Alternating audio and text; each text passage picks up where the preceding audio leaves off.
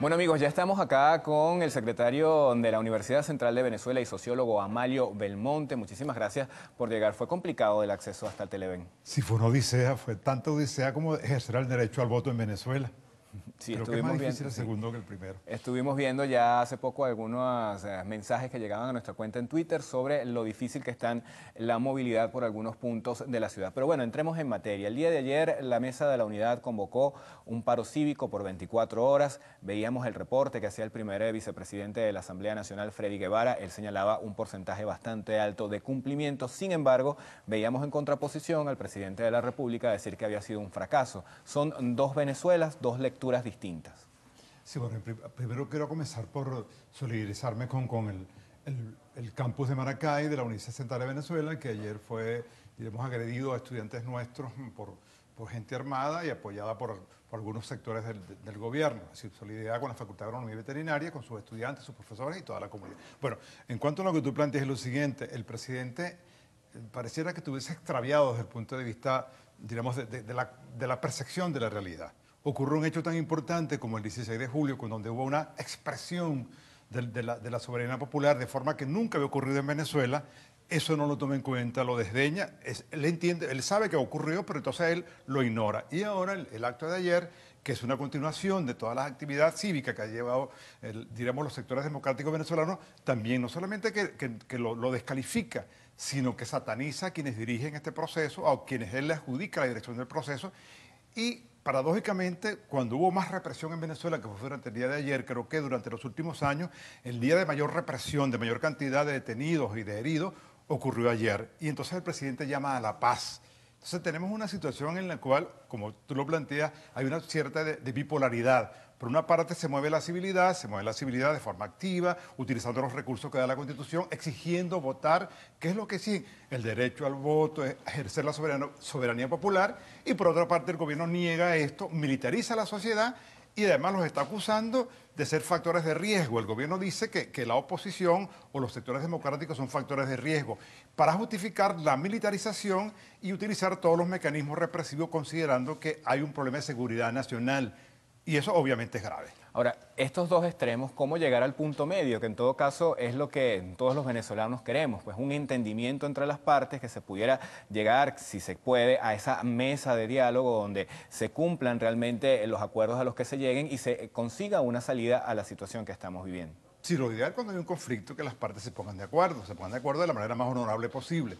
Pero para que ello ocurra, sin lugar a duda, quien tiene la mayor responsabilidad es el gobierno.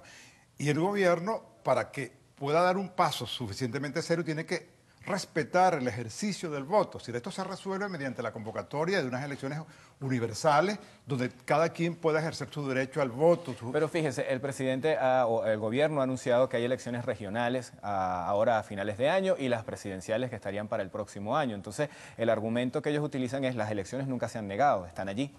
Pero hay un poco de cinismo en eso que lo corrobora Tibisay Lucena cuando dice que ella exige paz y exige armonía, cuando es la responsable de no haber convocado, en primer lugar, las actividades que el año pasado se plantearon con respecto al referéndum. Y en segundo lugar, cuando está apoyando la convocatoria de una constituyente que es espuria, que es ilegítima y que además no respeta el derecho al voto. Es decir, convocar elecciones después de una constituyente ilegal es ciertamente un engaño. Es una suerte de ironía, de irrespeto a la población venezolana, y por eso es que no tiene legitimidad esta convocatoria, y mucho menos la segunda, porque la segunda es una suerte de caramelo envenenado que se le quiere lanzar a los sectores democráticos cuando se les está negando lo más importante, que se quiere imponer una constituyente que asumiría todos los poderes en el caso que se le permita, y obviamente va a anular cualquier tipo de elección posterior. Sería realmente un acto de cinismo el que tanto lo haga como Tibisay Lucena como el presidente de la República, de convocar elecciones de gobernadores cuando le están negando el derecho al voto a los ciudadanos y le quieren imponer una constituyente que es realmente corporativa y casi recuerda el fascismo de Mussolini, que convocó una constituyente parecida a esta, negándole el derecho universal a todos los ciudadanos. Ahora, justamente una de las principales banderas para la convocatoria de la Asamblea Nacional Constituyente es la paz, pero se puede lograr la paz a través de una herramienta que es rechazada con quienes precisamente se quiere lograr ese entendimiento, se quiere lograr esa paz. Claro, hay dos factores ahí. En primer lugar, ¿Cómo va a llamar la paz el gobierno cuando está actuando de la manera más represiva, con racias en los barrios, en las urbanizaciones, asesinando estudiantes, estudiantes torturados, heridos, detenidos, en fin? Y además todos los días se reprime mucho más y la militarización de la sociedad. Y además se le niega también, por otro lado, la posibilidad de que sea el propio pueblo, como llaman ellos, la propia comunidad, la propia civilidad, la que resuelve el problema mediante la elección. Si aquí no hay unas elecciones universales, directas y secretas, aquí no habrá paz, porque el gobierno llama a la paz con una ametralladora en la mano, con la represión en la calle, poblando de policía la calle. Mientras la civilidad puebla de democracia, de libertad, de paz a las calles, el gobierno la está poblando de guerra. Y en esos términos no hay posibilidad de entenderse. Y la mayor responsabilidad es la del gobierno. No puede llamar a una mesa de diálogo si no hay elecciones libres y secretas, si no se respeta el derecho de la soberanía popular y si no se detiene la represión tan terrible, tan salvaje como la que está ocurriendo en Venezuela. Nunca antes en la historia de los últimos 40 años había habido tanta represión tan extendida y con tantas consecuencias negativas y lamentables para la comunidad venezolana. ¿Cómo asume la colectividad esas acciones de la Guardia Nacional?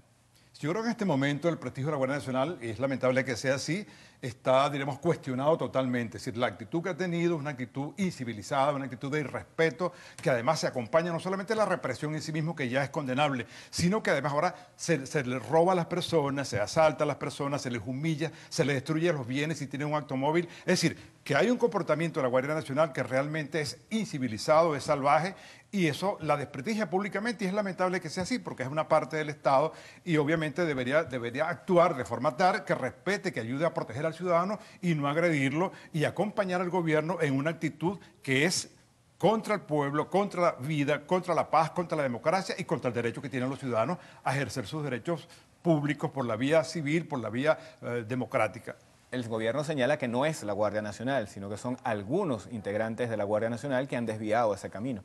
Ayer el gobernador Capriles leyó un comunicado, es decir, yo le doy crédito en el sentido que tenía la firma del comandante de la Guardia Nacional donde decía que había que afinar la puntería, que digamos, respaldaba toda la acción que está haciendo la Guardia Nacional, no hay condena alguna, no ha habido condena de la comandancia de la Guardia Nacional a la actividad, diríamos, tan irracional, tan desproporcionada de los componentes, de los integrantes de la Guardia Nacional, ni tampoco la ha habido por el presidente de la República. Es decir, no son hechos aislados, hay una política de represión que el presidente ayer la terminó de legitimar cuando dijo que hay un problema de seguridad y ese problema hay que combatirlo por la vía militar. Bueno, amigos, muchísimas gracias a Amalio Belmonte, secretario de la Universidad Central de Venezuela, mi universidad donde me gradué. Bueno, somos todos. Muchísimas gracias por acompañarnos esta mañana. De esta manera llegamos al final.